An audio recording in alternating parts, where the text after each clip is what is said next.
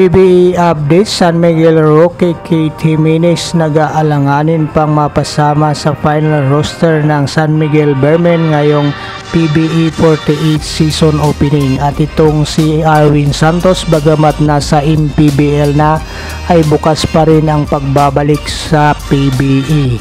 Ito mga koys ang pag-uusapan natin sa video natin ito, pero kung bago ka pa lang sa aking munting YouTube channel, baka pwede mo namang i-like, i-share, and subscribe.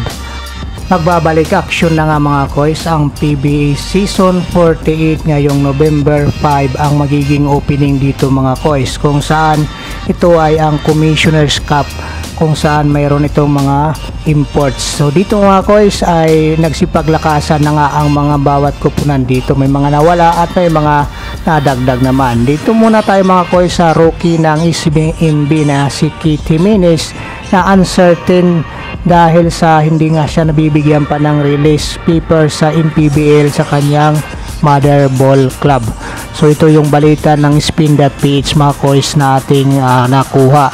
So matatandaan na itong si Keith Jimenez ay pang number 76th overall pick at nakakuha pa nga ito ng history na pinakamababang draft na binigyan ng kontrata ng isang ball club sa PBA. Ito nga yung San Miguel Bearmen, dahil nga siyempre napatunayan ni Keith Jimenez sa mga practice mga koys kung gaano siya kagaling dito sa basketball. Hindi lang siya pang YouTube sensation. So dito mga koys, ang problema ngayon ng San Miguel Bearmen at ni kampo ni Keith Jimenez ay hindi pa siya nabibigyan ng release paper dito sa MPBL sa kanyang mother ball club na Jinsan Warriors, kung saan ang Jinsan Warriors ngayon mga koys ay nasa quarterfinals pa kalaban itong Muntinlupa Cagers. So dito mga koys, baka dito nga nag-aalangan pa mabigyan ng release paper sa ng MPBL na Jinsan Warriors itong kailang player na si Keith Jimenez, dahil ang kontrata ni Keith Jimenez sa MPBL mga koys ay magtatagal pa hanggang sa December.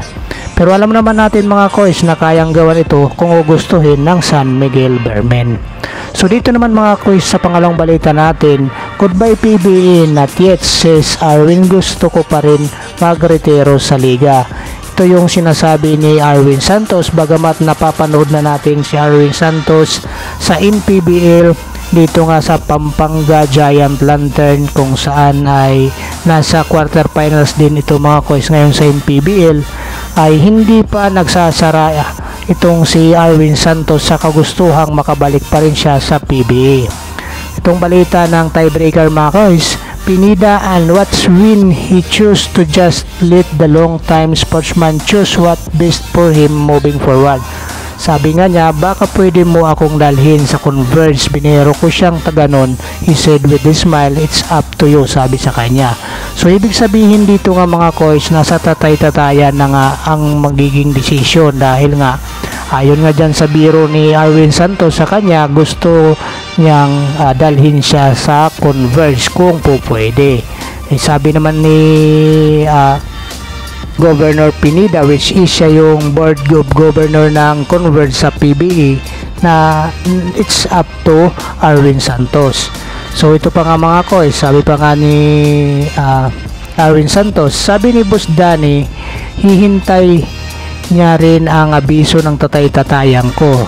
So yun, so ngayon mga koys, ang decision ay nasa kay Governor Delta Pineda mga koys kung dadalhin sa Converge itong si Arwin Santos. At alam naman natin mga koys na Board of Governors nga itong si Delta Pineda dito sa Converge.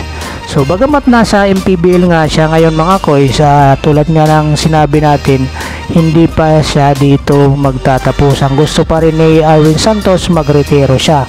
Ayon pa nga niya dito mga koys, mas gusto pa nga niya kung sakasakaling pagbibigyan pa siya na makabalik sa San Miguel Bearmen at makapag-champion dito mga koys.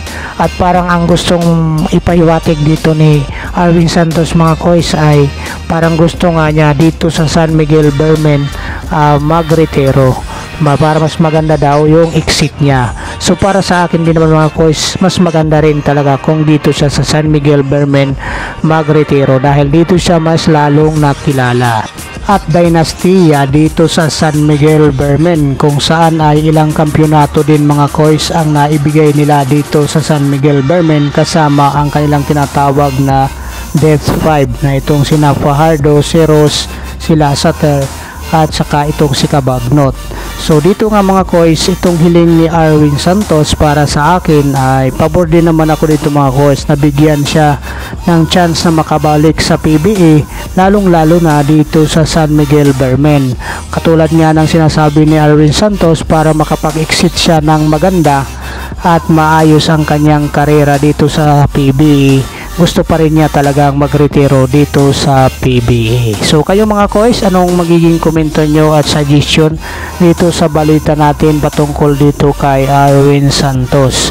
So maraming salamat mga kois sa palagi nyong suporta sa aking YouTube channel. Sa lahat ng mga bagong subscriber ko, maraming salamat. Umabot na tayo ng 6K. So maraming salamat sa inyo. God bless you all mga kois. Hindi ko maabot ito kung hindi dahil sa inyo.